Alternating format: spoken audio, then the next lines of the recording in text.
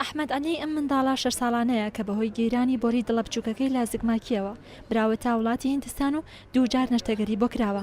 ئێستاش ئەحمەد هاتوۆتە نەخۆشخانەی پسپۆڕەکانی دڵ لە شاری سلێمانی و دەیەوێت کۆتاقۆناغی چارەسەری لەم نەخۆشخانەیە وەربگرێت. یەکەم جار دوو ئەمەلیاتیان بۆ کردم، ئەمە سێم جارمە.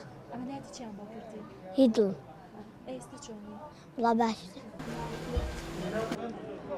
بەپێی ئامارێکی بەڕێوەبەرایەتی نەخۆشخانەی پسپۆڕەکانی دڵ لە شاری سلێمانی لە 7 مانگی ڕابردووی ئەم ساڵدا 1830 نەخۆش چارەسەریان وەرگرت و لەو ڕێژەیە 380 کەسیان قەستەرەیان بۆ کراوە و 392 نەخۆشی دیکەیان شەبەکە و باڵۆنیان بۆ دانراوە و 34 نەشتەگەری گەورەش ئەنجام درراوە.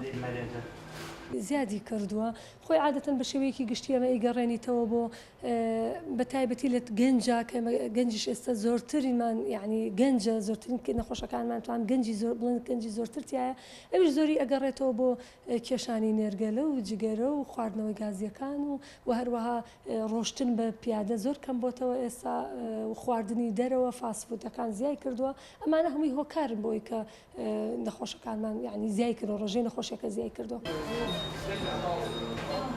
ساڵانە چەندین تیمی پزیشکی پسپۆڕیە جیاوازەکانی وڵاتان لە ڕێگەی وەزارەتی تەندروستی و بەڕێوەبەرایەتی تەندروستی سلێمانیەوە بانگەشتی نەخۆشخانەکانی سلێمانی دەکرێن تا لەو ڕێگەیەوە خزمەتی زیاتر بە هاوڵاتیان بگەنجێت.